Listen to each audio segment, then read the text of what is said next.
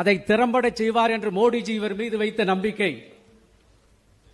இதற்கெல்லாம் மேலாக உத்தரப்பிரதேச மாநிலத்துக்கு கடத்திய போது மாநிலத்தை காவிக்கோட்டையாக மாற்றிய வல்லமை, மராட்டியத்திலே மும்பையிலே பிறந்து முதல் விக்கெட்டாக குஜராத்தை வீழ்த்திய மாபெரும் திறமை, அரசியலிலே 21 விக்கெட்டுகளை வீழ்த்திய மாபெரும் கேப்டன், ராமனுக்கு நிழலாக நிஜமாக தளபதியாக ராமாயணத்திலே இலக்குவன், பாரதத்தில் வாழும் ராமன் நரேந்திர தாமோதராஸ் மோடிக்கு लक्ष्मणமாக अमित भाई अनिल चंद्र शाह, राम की छाया के समान एक वास्तविक सेनाधिपति के समान भारत का जीवित प्रभु रामदेव श्री नरेंद्र दामोदरदास मोदी की हिम्मत बढ़ाने वाले भाई लक्ष्मण की कृपा लेकर श्री अमित चंद्र शाह जी ने कमाल कर दिखाना के இரண்டாம் இரும்பு மனிதரே, வாழும் வல்லபாய் பட்டேலே, மாண்புமிகு அமித் பாய் அனில் சந்திர ஷா அவர்களே, வருக வழிகாட்டுரை தருக.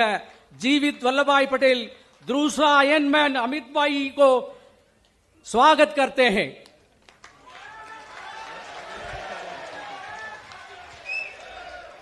அதை இனிய தமிழிலே மொழிபெயர்ப்பார் நம்முடைய கருணா ஸ்ரீகாந்த்ஜி.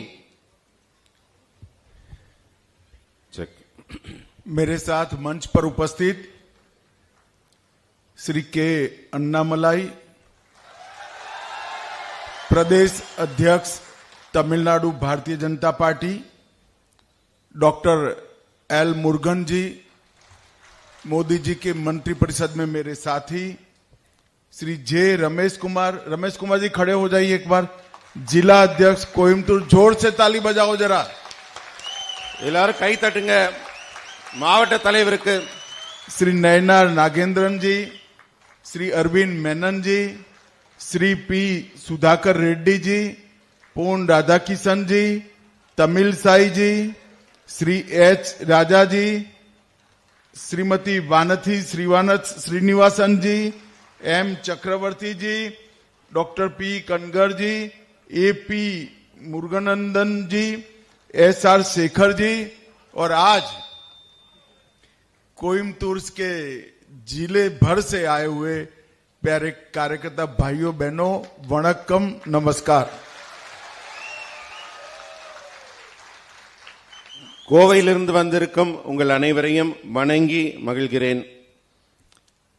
सबसे पहले मैं कोयम्बटूर के सभी नागरिकों को, तमिलनाडु के नागरिकों को और देश भर के शिव भक्तों को शिवरात्रि की बहुत बहुत शुभकामनाएं देता हूं. கோவை மக்களுக்கும் தமிழ் சொந்தங்கள் அனைவருக்கும் சிவராத்திரி நல்வாழ்த்துக்களை தெரிவித்துக் கொள்கிறேன். और आप सभी की क्षमा प्रार्थना के साथ मेरी बात की शुरुआत करता हूं, क्योंकि मैं विश्व की सबसे पुरानी भाषाओं में से एक महान तमिल भाषा में मेरी बात रख नहीं सकता, इसलिए मैं आप सभी से क्षमा मांगता हूं. உலகின் மிக தொன்மையான மொழியான தமிழ் மொழியிலே என்னால் பேச முடியவில்லையே என்ற வருத்தத்தோட உங்கள் அனைவரிடமும் ஒரு மன்னிப்பு கேட்டுக்கொண்டு என் உரையை தொடங்குகிறேன்.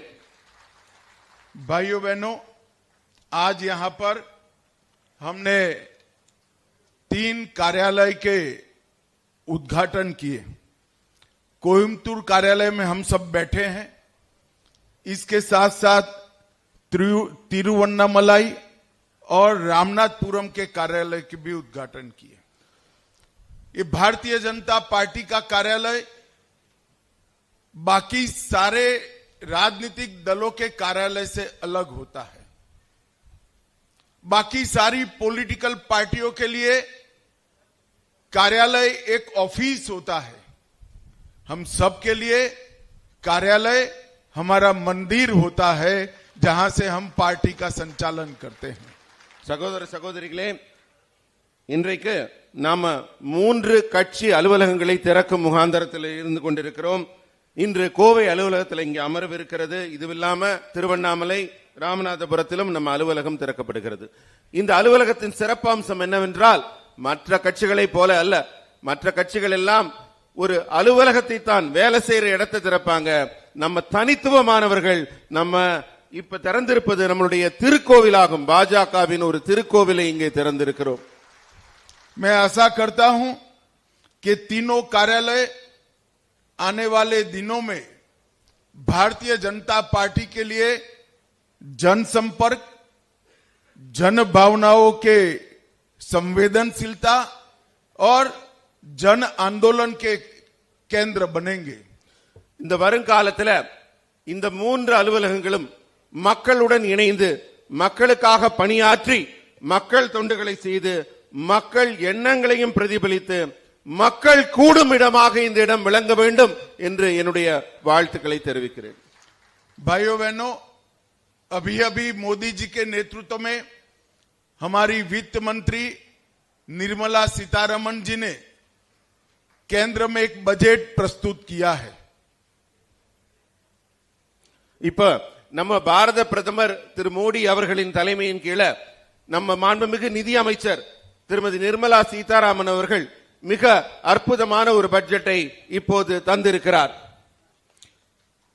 वो बजट के अंदर कई सारी मध्यम वर्ग, किसान और एमएसएमई की योजनाओं को देश के सामने रखकर किसानों के कल्याण के लिए, मध्यम वर्ग की भलाई के लिए और एमएसएमई के उनके बिजनेस के विस्तार के लिए कई सारी योजनाओं को लेकर मोदी जी हमारे सामने आए हैं. இந்த பட்ஜெட் மூன்று மிக முக்கியமான அம்சங்களை கருத்தில் கொண்டு உருவாக்கப்பட்டிருக்கிறது. மத்திய தர வர்க்கம் இங்கு மிக ஆழமாக இதுல கவனிக்கப்பட்டிருக்கிறார்கள். அதே போல விவசாயிகள், அதே போல எம்எஸ்எம்இ. இதுல பாத்தீங்கன்னா மத்திய தர வர்க்கத்தினரின் இனி வருங்கால வளர்ச்சி அதுல ரொம்ப குறிப்பாக கவனிக்கப்பட்டிருக்கிறது.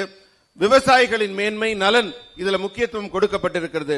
அதே போல தொழில் வளர்ச்சி எம்எஸ்எம்இ மூலம் ஒரு புரட்சியை உருவாக்க வேண்டும் என்ற எண்ணத்திலே இந்த பட்ஜெட் உருவாக்கப்பட்டிருக்கிறது. ये 2024 का साल एक प्रकार से भारतीय जनता पार्टी के लिए ऐतिहासिक वर्ष रहा है. இந்த 2024ஆம் ஆண்டு பாஜகவை பொறுத்தவரை மிக முக்கியமான ஒரு வரலாற்று முக்கியத்துவம் பெற்ற ஆண்டாக அமைந்திருக்கிறது. 2024 के साल में हमारे प्रिय नेता नरेंद्र मोदी जी लगातार तीसरी बार देश के प्रधानमंत्री की शपथ लिए हैं. நம் அன்புக்குரிய பாரத பிரதமர் திரு நரேந்திர மோடி அவர்கள் இந்த 2024ஆம் ஆண்டில்தான் மூன்றாவது முறையாக நாட்டின் தலைமை பொறுப்பிலே பொறுப்பேற்று வழி நடத்தி கொண்டிருக்கிறார். 2024 में ही पहली बार हम ओडिशा के अंदर पूर्ण बहुमत की भारतीय जनता पार्टी की सरकार बनाए हैं. 2024 தான் நம்ம முழு மெஜாரிட்டியோட ஒரிசாவிலே நம்ம ஆட்சியை அமைத்திருக்கிறோம். बहुत समय के बाद आंध्र प्रदेश में भी एनडीए की सरकार बनी है. நீண்ட காலத்திற்கு பிறகு ஆந்திர பிரதேசத்திலும் நம்முடைய என்டிஏ கூட்டணி ஆட்சி அமைந்திருக்கிறது. हरियाणा, मुंबई, महाराष्ट्र और दिल्ली, ये तीनों विजय की हैट्रिक ने देश की जनता का भरोसा भाजपा पर है वो साबित किया है. தற்போது நடைபெற்று முடிந்த தேர்தலில் பாத்தீங்கன்னா ஹரியானாவாகட்டும், மகாராஷ்டிராவாகட்டும், சமீபத்தில் முடிந்த தில்லி ஆகட்டும், இந்த மூன்றிலையும் ஹேட்ரிக் வெற்றி பெற்று மக்களின் நன்னம்பிக்கையை பெற்ற ஒரே கட்சி பாஜக என்பதை மீண்டும் மீண்டும் நிரூபித்துள்ளது.